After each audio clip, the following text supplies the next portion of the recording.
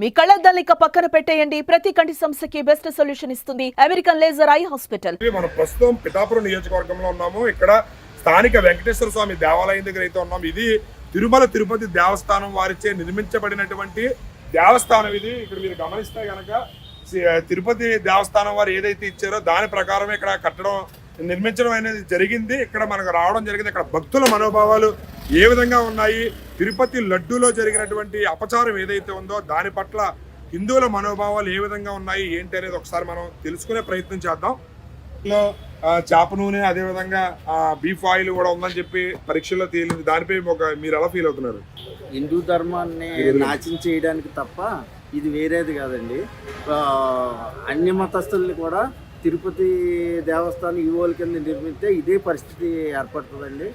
ఇది ఈరోజు ఈ కల్తీది 800 ఆవు నెయ్యి 300 కొన్నారంటే అది అందులోనే అవినీతి తెలిసింది. అక్కడున్న అధికారులు కానీ, అక్కడున్న ఈవోలు కానీ, అక్కడున్న ధర్మకర్తలు కానీ ఎవరికి పట్టకుండా ఇన్నాళ్ళు జరిపించి జనసేన పవన్ కళ్యాణ్ గారు గుర్తింటే కానీ తెలియకుండా ప్రతి ఒక్కరూ కూడా ఈ రోజు వరకు దాన్ని బయట పెట్టకుండా కంటిన్యూ చేశారంటే మన హిందూ మతం మీద ఎంత కుట్ర జరుగుతుందో మీ అందరికీ తెలుసు.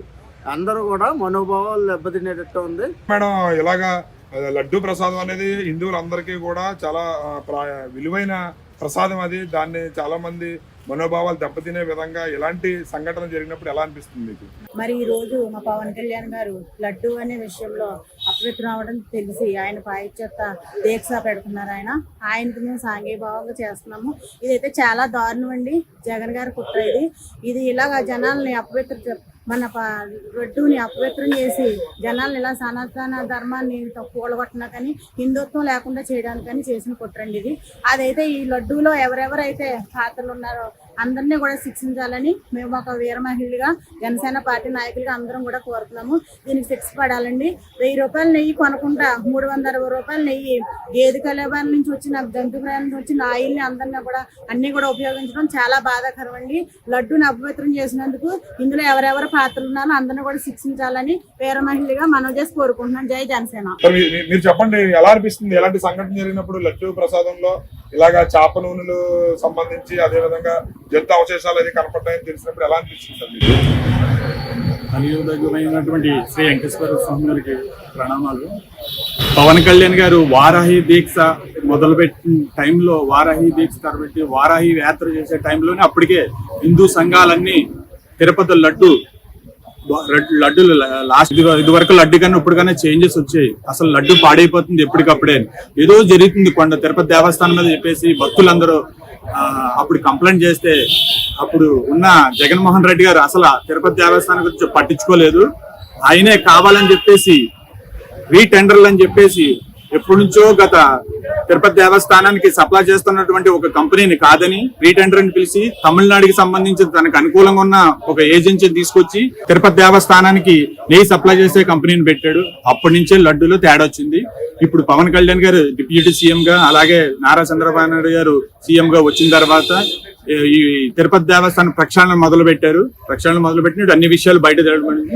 ఒక హిందూగా నేను ఇది పూర్తిగా అది ప్రక్షాళన చేసి సిబిఐకి ఈ కేసును హ్యాండ్ ఓవర్ చేసి ఆ దోషులు శిక్షించాలని చెప్పేసి కోరుకుంటున్నాం. లడ్డూ విషయంలో ఇలాగ అపచారం జరిగింది కదా, దీనిపై మీరు ఎలా ఫీల్ అవుతున్నారు? చాలా దురదృష్టకరమైన సంఘటన అండి. ప్రపంచ దేశాల్లో ఉన్నటువంటి పవిత్రమైన ప్రదేశం తిరుపతి దేవస్థానం. కోట్లాది మంది భక్తులున్న ఆ దేవస్థానానికి లడ్డు ఇలా జంతువుల కొవ్వుతోటి చేప నూనెతోటి చేయడం చాలా బాధాకరమైన విషయం అండి. ఇది భక్తుల మనోభావాలు దెబ్బతీసే విధంగా గత ప్రభుత్వం వ్యవహరించింది. ఒక లడ్డు విషయంలో కాదండి, మొత్తం టీటీడీ దేవస్థానంలో ఉన్నట్టు అన్ని శాఖల్లోనూ కూడా అవినీతి జరిగిందని జరుగుతుంది. కిలోని 1000 రూపాయలది 350 రూపాయలకి ఇవ్వడం అనే ఆ టెండర్ ఇచ్చిన దాంట్లోనే అసలు నిజం బయటపడిందండి. దీనిపై సిబిఐ ఎంక్వైరీ చేయాలండి. అంటే దీనికి ఆల్రెడీ చంద్రబాబు నాయుడు గారు సిట్ చేయడం జరిగింది. అదే విధంగా అది ఎంతటి వారినైనా శిక్షిస్తామని చెప్పి కూడా ప్రకటించడం జరిగింది. దీనిపై మీరు ఎలా ఫీల్ అవుతున్నారు? భక్తుల యొక్క మనోభావం కాపాడినట్టు అవుతుంది నా విధమైన చర్యలు తీసుకుంటే. దీంట్లో పాల్గొన్న ఎంతటి రాజకీయ నాయకులు కానివ్వండి, అధికారులు కానివ్వండి శిక్షించాలండి. ఎందుకంటే ఇది భారతదేశంలో ఉన్న ప్రతి ఒక్కరి మనోభావాలు దెబ్బతీసేలా వ్యవహరించడం జరిగిందండి. మన పవన్ కళ్యాణ్ అయితే పిఠాపురం నియోజకవర్గంలో ఇక్కడ ఎమ్మెల్యే గారు, అలాగే ఆయనకి ఒక తిరుపతి దేవస్థానం ఏదైతే ఉందో అక్కడ ఒక లడ్డు ప్రసాదం అన్నది చాలా ముఖ్యం. ఎందరో భక్తులు అక్కడికి వెళ్తారు, వెళ్ళాక ఆ లడ్డు కోసం 2 రోజులు 3 రోజులు వెయిట్ చేసిన రోజులు కూడా ఉన్నాయి. ఎందుకంటే ఆ ప్రసాదం లేకుండా ఎవరు తిరిగి బయటికి రారు. అలాంటి ప్రసాదాన్ని పాత ప్రభుత్వం చాలా ఫ్రాడ్ చేసేసింది.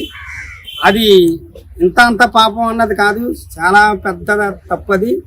దానికోసం మా నాయకులు పవన్ కళ్యాణ్ గారు, మా ఎమ్మెల్యే పవన్ కళ్యాణ్ గారు దీక్ష చేపట్టారు. ఆయనకి సంఘీభావంగా మేము పిఠాపురంలో ఇక్కడ వెంకటేశ్వర స్వామి టెంపుల్లో సంఘీభావం చేస్తున్నాం. చెప్పండి, ఇక్కడ మన ఊరు మన బాధ్యత పిఠాపురానికి సంబంధించి స్వచ్ఛంద సేవా సంస్థ అధ్యక్షులు కొండెపూడి శంకర్రావు గారు ఉన్నారు. సార్ చెప్పండి, తిరుపతి లడ్డు విషయంలో ఇలాంటి అపచారం జరిగింది, దానిపై మీరు ఎలా ఫీల్ అవుతున్నారు? ఇది గత ఎన్నో సంవత్సరాలుగా ఉన్నటువంటి చాలా పవిత్రమైన క్షేత్రం జరిగినటువంటి చాలా పెద్ద అవమానం ఇది. ఎంచేతంటే ఈ యుగానికే చాలా పెద్ద అవమానంగా ఇది మనం భావించవలసి ఉంటుంది.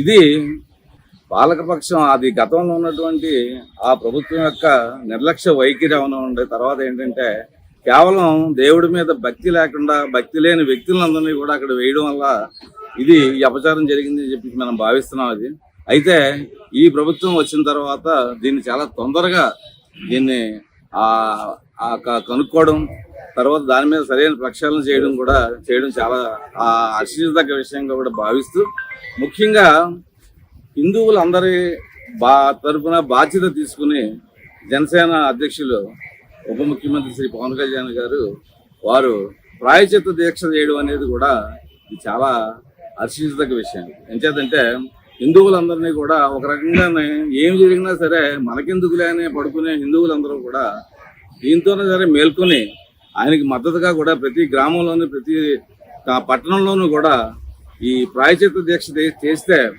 ఇది ఒక మార్పుగా కనబడుతుందని చెప్పేసి నేను అనుకుంటున్నాను. ఎంచేతంటే ఒక హిందూ మతమే కాదు, ఏ మతంలో జరిగినా సరే ఈ రకమైన అవేర్నెస్ వస్తే రావడం వల్ల ఏంటంటే ఈ అక్రమార్కులు ఉండి వేరే వేరే విధంగా ప్రవర్తించే వ్యక్తులు ఉండి వీళ్ళందరికీ కూడా గుణపాఠంగా ఉంటుందని చెప్పి భావిస్తూ, ఈరోజు మా సంస్థ తరపున కూడా మేము హిందువులుగా ఈ చేసే ప్రాయశ్చిత్త దీక్షకి మద్దతు తెలియజేయడానికి ఈరోజు ఇక్కడ రావడం జరిగింది.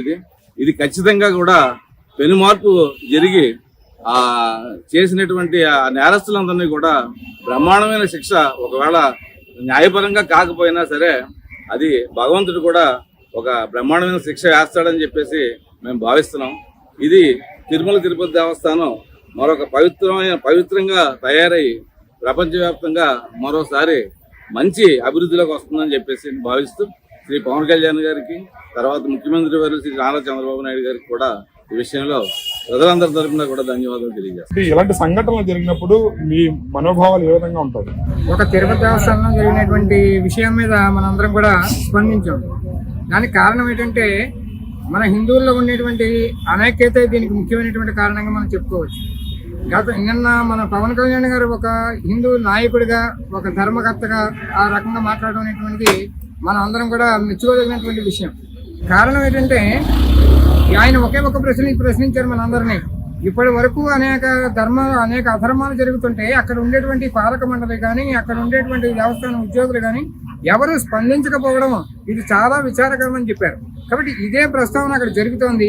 ఇదే దేవాలయం కాదు, అనేక దేవాలయాల్లో కూడా జరుగుతున్నాయి. కానీ హిందూ అన్నవాడు ఎప్పటికప్పుడు అవేర్నెస్గా ఉండి సమాజంలో తన యొక్క బాధ్యతను తను నిర్వర్తించుకుంటూ ధర్మాన్ని రక్షించడానికి ఎక్కడి నుంచో రారు.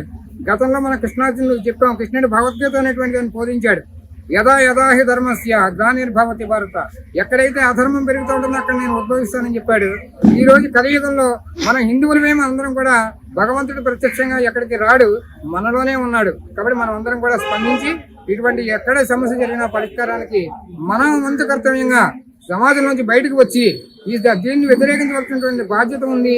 ఎప్పటికప్పుడు జరుగుతున్నటువంటి దాని మీద చేయాలి. అలాగే ఎండోమెంట్స్ డిపార్ట్మెంట్ వచ్చిన దగ్గర నుంచి కూడా ఇవన్నీ పాలక వర్గాలు కూడా అనేక రకాలుగా మారుతున్నాయి. కానీ హిందూ ధర్మం మీద విశ్వాసం లేని వాళ్ళు, దేవుడు అంటే నమ్మకం లేనటువంటి వాళ్ళు ఆ ఉద్యోగాలు చేయడం అనేటువంటిది అనర్హత.